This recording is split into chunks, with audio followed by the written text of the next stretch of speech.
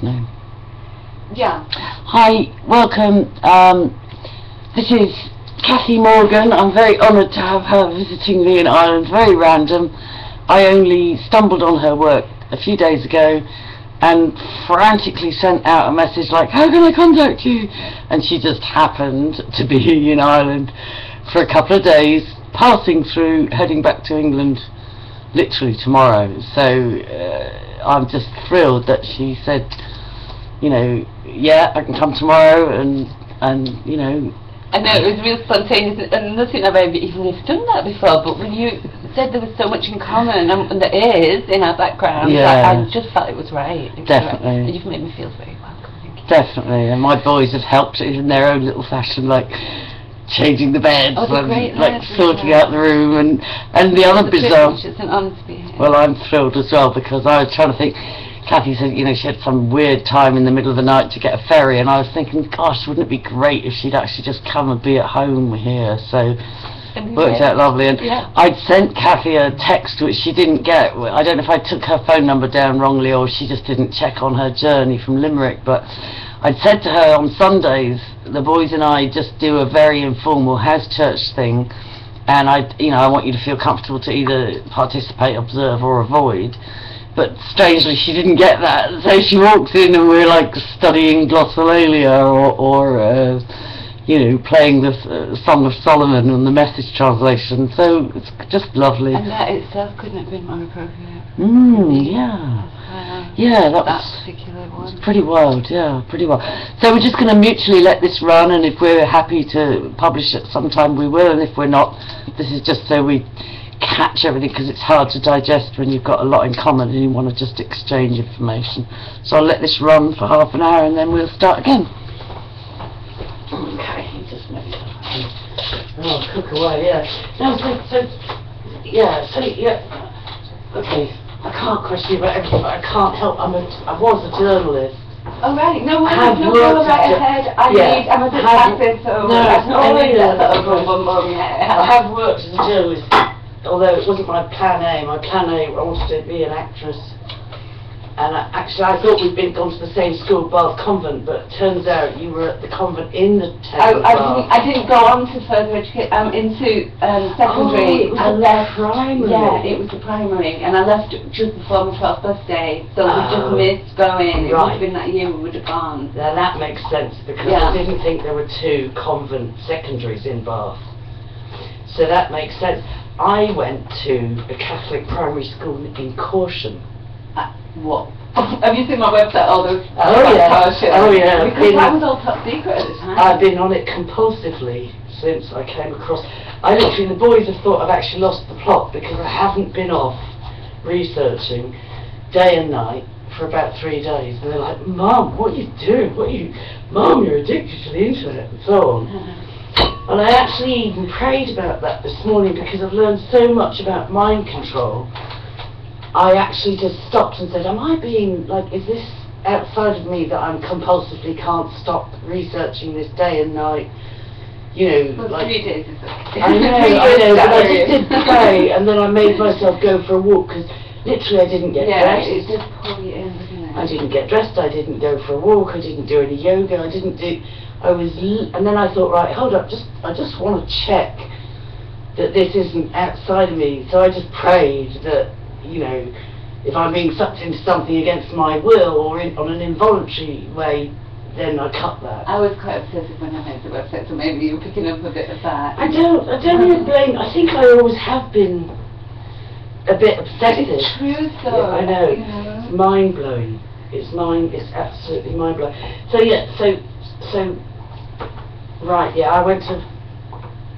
I can't even remember the name of the school in Corsham. I'm a year younger than you. And what? Older than you. Yeah, and you were there at primary in Corsham, so you would have been there when I was there. I was in Swainsbury, you see, so that was near Corsham. That's like 3 miles. I tell you how you'd know. There was an RE teacher called Mr. Camp.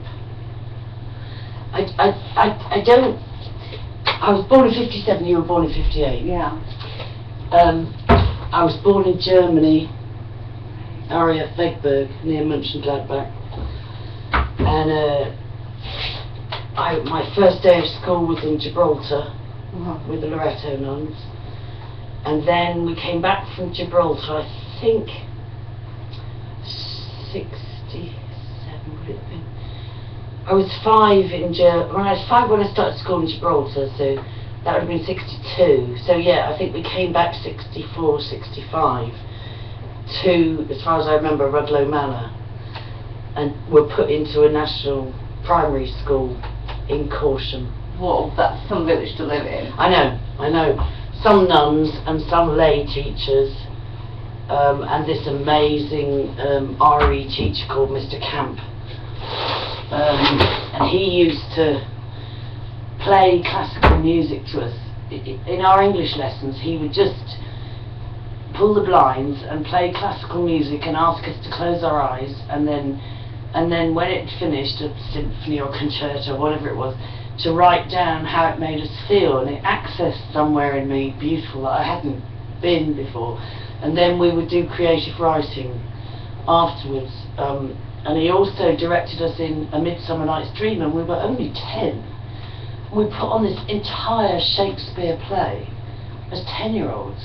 Amazing. I used to have a book of sonnets when I was that age, living in Bath in Swansea, and I used to learn Shakespeare by heart. Yeah, well, I couldn't believe that he drew that out of us, that we were able to do Shakespeare, perform Shakespeare at 10, like word perfect. I think it was A Midsummer Night's Dream, but and then I went from there to Bath Convent, and then my dad came out of the Air Force. He came out of the Air Force when I was about 12. We bought a house in Melksham, first of all, which is where I used to commute to Bath Convent from. And then he came out of the Air Force. He'd been in 25 years, and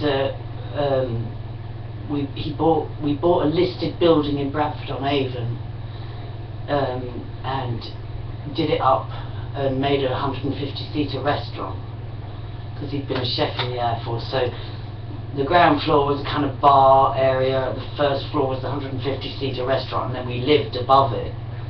We had it for about 12, we lived there for about 12 years. But I was there from the age of 12, and then friends of Dad said, why, I don't know if they were paying for Bath Convent, I think they were, but why would you bother paying, you know, sending the kids to a fee-paying school? The grammar school here is excellent, Fitzmaurice Grammar. So I remember being a radical departure that we were no longer in private education, that we were going to go into the grammar school education system. But the Bath Convent crowd had expelled my older sister. Supposedly, she was too rebellious for them. There was like, you could only be, in Bath Convent, there was only 2 ways you could go. You could either be super rebellious or super swotty, snobby. There was no middle ground. It was always like, if you weren't like going to be churned out with the gloves and hats and... There was an older girl on my street that went there called Leslie Norfolk, I think she was called. Right. I'll just get the history. Yeah, sorry, there's a few around. Here, this one. No film. But, yeah, my elder sister was expelled from Bath Convent. I think the final straw was, she was caught with consulate cigarettes, and do you remember they were a white filter with a silver band around them? Yeah. And the nuns got the drug squad in. They said she was smoking drugs, and it was menthol cigarettes. But they said she was meeting undesirables at the school gates and drawing undesirables to pollute us, and you know, she would always throw her skirt up, and I think she was like acting out a lot. I think she'd been shoplifting and stuff, and skinhead thing, and running away. She was really acting out badly, so they expelled her, and I think she'd been there 2 or 3 years probably. She'd probably have some stories to tell. And then the next sister, I don't know if she went to Bath Convent at all, or whether she just did a year there. I think she chose to come to a boarding school in Ireland, and then I did first year at Bath Convent, and then this friend said to Dad, send them to the grammar school, it's every bit as good education and it doesn't cost. So yeah, so tell me, yeah, I don't know how I went off on that tangent, but I wanted to ask you, how did you know when you were pregnant with your 7th child that you would, how did you make a plan that she'll live with you? Were you not with the father? I was going through divorce, and he kind of turned up in my life. So he's not the father of the first 6? No. Oh, and then he was all over me, kind of, oh, you're wonderful, I'm going to get a place in Ireland, I'm going to do self-sufficiency, why don't you come, and there's a Steiner school there, and your boys will be alright, and I'm like, oh yeah, great, okay, but he's very domineering, and within 6 weeks, the people I went, some more people came over and put a caravan, and we all left because he was too controlling, he was too stressed. And I knew I could not stay with him, so I said, I'm pregnant, I'm not going to have an abortion, but I really am not so happy about having another baby. I have 5 girls with a car accident. I have 5, you know, I've got my hands full, I don't know what to do. He said, well, why don't I bring up the baby, you look after the other one, she'll get an upbringing in Ireland, in the countryside, she'll get one-to-one with me. And I thought about it, and in the end I said, yeah, okay, that'll be good. I said, but she won't, I'm going to breastfeed, I want her to get to know her brothers and sisters. Why doesn't she come to you for school holidays in the beginning, and then when she comes to you, then she comes to me for all the school holidays. So we kind of did it like that gradually. But then he was really mean.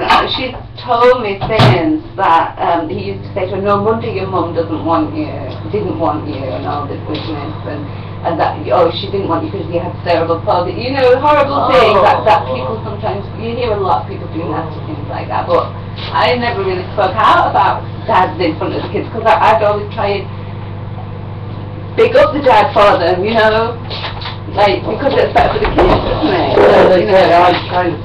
I followed that one too, and I actually wonder if I was right. I don't think I was. Well, he was abusive, and he was hitting her, and now she's moved out. Cerebral palsy notwithstanding, moved into independent living accommodation. So in April I got a call from her saying, Mum, I'm so lonely here, I'm only getting 15 hours a week support. She can't even make a cup of tea for herself. And I feel suicidal. I said, right, I'm coming. So I just came straight over. Then I said, right, is it okay for me to stay with you till I get a job, then I'll get my own place? And the staff said, yeah, that's fine, because they come in, you know, to help her. And so I went back, got all my stuff into my car, gave up my house, got back, and within a few weeks it was like, oh, actually the tenancy agreements are saying that you can only stay 2 nights a week. So I rang up my dad and said, can I left all my stuff at his place. This is her dad? Yeah, I said to Anna's dad, my youngest, look at this camper van, look, that'd be a home for me, and he said, I'll buy it for you. Right. So I put all my stuff into this camper van, parked it in her dad's field, one of his fields, and I used to go into her these 2 nights a week, where you're allowed to go in, and then these rats moved into the camper van.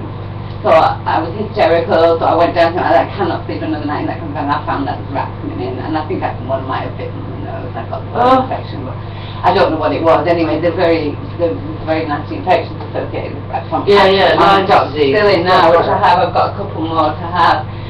It's the Lyme disease, virus and that, so I got the antibiotics. But then I'm like, okay, I can't stay in the camper van. They let me stay for 2 weeks. They've got a caravan, they've got a cottage, they've got a house, but I could only stay 2 weeks. Who's they? Jessica's dad, my daughter with cerebral palsy. Her dad, the one that said, come over to Ireland, I'm planting a forest. And we did, and all that, but he's very controlling. And I know it's complicated, but I was allowed to stay 2 weeks with St. Stephen's Day, and then I had nowhere to go. So Brian's like, we'll buy a cottage in Ireland. Who's Brian? My youngest daughter's dad, who was I split up with. But wasn't he the one that used to hit her? And No. Oh, your okay. The father of your 5. Of my youngest child. No, there's 4 dads, but forget about the other one. Okay. So one of the dads, but it's not Anna's dad. Anna's your one in Limerick. Jess is the one in Limerick. Oh, Jess, right. And then I met Brian, and I was with him for 3 years. And Brian is Jess's dad? And Brian's my youngest Anna's dad. Oh. I know, it is complicated. Yes, okay. You don't owe me an explanation. I'd like to understand. So, after 3 years with Brian, I went off looking for Mr. Wright.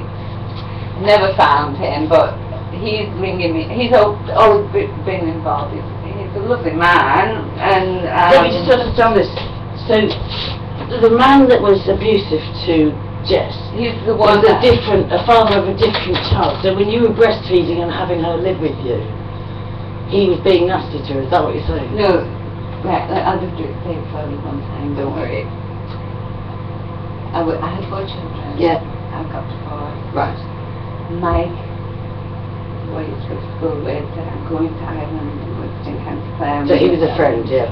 And I'd love you to come with me and we'll have individual. Yeah, we've got so much in common. Yeah, we'll do this I'll make you training, feel good and all that. Went over, realised he was controlling to the hill. Right. So I went then got with Brian. So even though I was pregnant with Mike's child, I was with Brian when she was born. Gotcha. So Brian was her godfather. Right. And she was born prematurely when I happened to visit in England, so I ended up back in England. Right. Then, I split up with Brian, which here as ever. I had a child with Brian too, my youngest child. Right. She was just finished uni, she's in Bali at the moment. So, Jess was coming and going between England and here, but her dad never let me come and stay to support her and be with her. He always made it very difficult, and I found out he was speaking out against me to Jess and making her feel bad, putting her down. That all came out when she was about 18 or 19. But I said, I can't come over, I've got no money, I don't know what to do, I can't come over. And then Mum, I've got my own place, anyone can come and stay. Right, I'm coming. You know, first opportunity to come. Right, can I come and live with you? Yeah. Right, I'm coming. So, came over for 3 months, made sure everything was alright, said to the staff, is it okay to live here until I get a job? Yeah. Went back to England, got rid of all my house, got rid of a load of stuff, packed my stuff up, came over. Everything was okay, they all turned a blind eye to it, but I was so fed up not having a home that I got this camper. And then it was, oh my God, you've got to move that camper, you cannot park that camper here. Yeah, there's a lot of snobbery about I had one, but they considered as travellers. Yeah, so they couldn't. And my kids wouldn't even, we only went away in it once or twice because they were mortified to travel around in it. This was a mistake I made, was getting the camper, because I've not had a home for 6 months, and seemed like a perfect solution. And then it was, you can't stay here anymore, and then these tenancy agreements appeared, whether it's coincidence or not. Then I'm like, you can only hit, what am I going to do? So I said to my dad, can I just leave my camper on your land?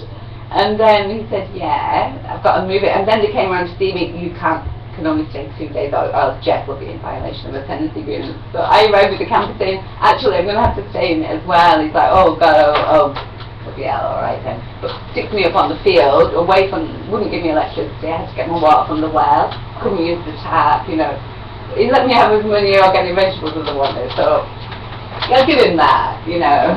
I got my camper, I got a generator for it. I was thinking about doing that. I got it really self-sufficient. I could park gas bottles for cooking and shower. I paid €16,000 for it. But I didn't get the joy out of it that I thought I would, because the boys were just, because I moved so much all my life, I thought, right, I'll try and do it different for my kids, I'll try and give them stability. Because even with my firstborn, I got a different dad for her, she moved 16 times in 18 years with me. Yeah. So she had the same sort of, you know. So I thought, with my sons, I'll try and give them stability. And I left their dad in 2001, they were 3 and 6. And I moved back. We were living near, on the border of, near Newry. And I moved back here and rented a house for a year and a half. And then got a council house, and it felt like a death sentence, like ending up, even though it was brand new and it was a lovely estate and a lovely town and everything, but it felt like a death sentence. Yeah. But, so I kind of did it for the boys' sake, so I said to myself, that, so I didn't even ask if you like gravy. Oh yeah, that's gravy. Oh God, that Jewish mother. Thank you, I'm so welcome. Thank you.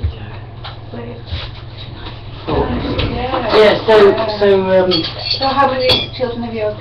I've got 2 in heaven. Josh was a twin, and I miscarried his twin, but held on to him. And the same thing happened to my daughter. She had a miscarriage. They were just about to do a D&C, and something in her said no, and there was a surviving twin. That's twice that's happened. Do you know that, and they say that twins, when only one survives, they've got so 2 twins.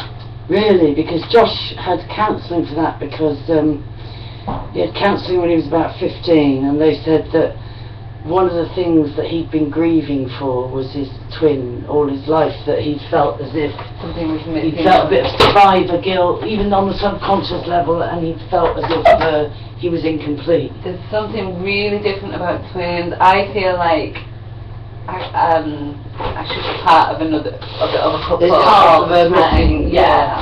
And even though my twin survived, and apparently even if you never knew you had a twin, you still feel that. Well, I had never gone into great detail with him, but I told him, and then when I was away in 2008, I went to rehab in Spain because addictions were a bit of an issue, and sometimes I'd be addicted around alcohol, so I went off to this I think I sold my camper, and I sold it for half what I bought it for. But I treated myself and went off to this 6-week rehab in Spain, near Granada, and they did Tai Chi and everything, and it was a very open air, very hippie, lovely, you know. And I named my dead babies there. I realised that I think I had already named. I miscarried at nearly 5 months, the first child. And I'd already named her because I knew she was a girl, and then I felt prompted doing Tai Chi in this rehab in Spain, felt prompted to name Joshua's twin, and so I asked her was it a boy or a girl and so on, and said it was a boy, so I named him. So yeah, but I lost my train of thought again there. Funny, just hard, because I have DID, I have dissociative. One of the ways I tried to avoid admitting I had it was just keep moving. You know, from having grown up in the Air Force, where we moved every 3 years, and then Dad was offered funding for us to go to boarding school so we'd have stability, but he said no. So we moved every 3 years, new school, new country, new language, new whatever. And then, because I got abused to my knowledge from 11 to 15, although I'm sure I was abused before that quite extensively, so I then just kept moving. I left home at 18 and just never stayed anywhere more than 2-3 years, compulsively moving, you know, all around the world. And so I didn't think it was dissociation. I just thought, well, I just keep trying to find a home. I keep reinventing my life. I keep trying to find a context that makes sense. I was always in situations. I was desperately wanting to settle someone, but I was always in a totally impossible situation that I absolutely could not stay where I was. Keep creating the drama, self-sabotage. Yeah. Oh yeah. Yeah.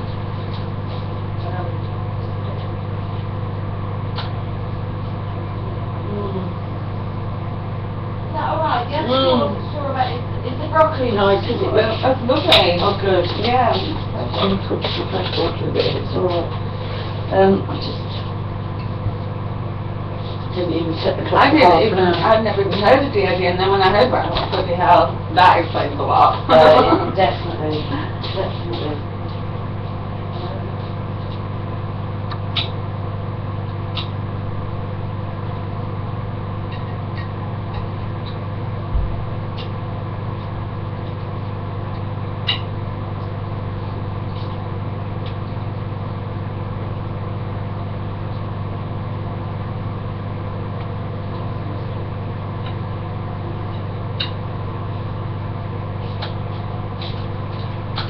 Sarah's just very powerful, isn't it?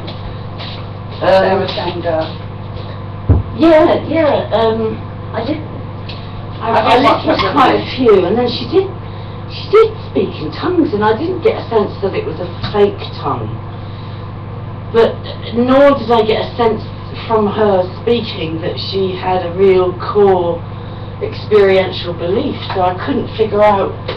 And then the subtitle just said speaking another language, and I thought, oh, she's speaking in tongues.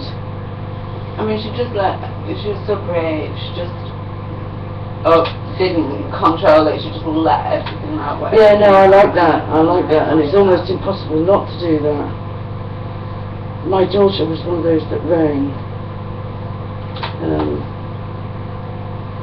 But I think somebody else has just, because my name starts with A for Angie, got a new phone. Didn't mean to ring you, I knew that. She keeps compulsively ringing me because it's A for Angie. So maybe it wasn't even her. Yeah, it was.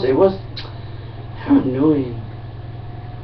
Yeah, I'm obviously the first person in her address book, but she just keeps compulsively ringing me. It's hot in here. I haven't actually disclosed that my father's sexually abused. I haven't even disclosed that in public, apart from with the latest interview I said there was sexual abuse, but it did not happen to my sisters. That's all I've said. I haven't even disclosed it yet, because my dad is still alive. I know, so both my parents. You know. I know, and that's one of the reasons why my mother, I think, has shut down on me. This is almost finished on this. I think I'll upload this and we'll go on to the next one, because I can only upload half an hour. I'm not going to upload it, I'm going to keep it private. Yeah. Although that's another story as well.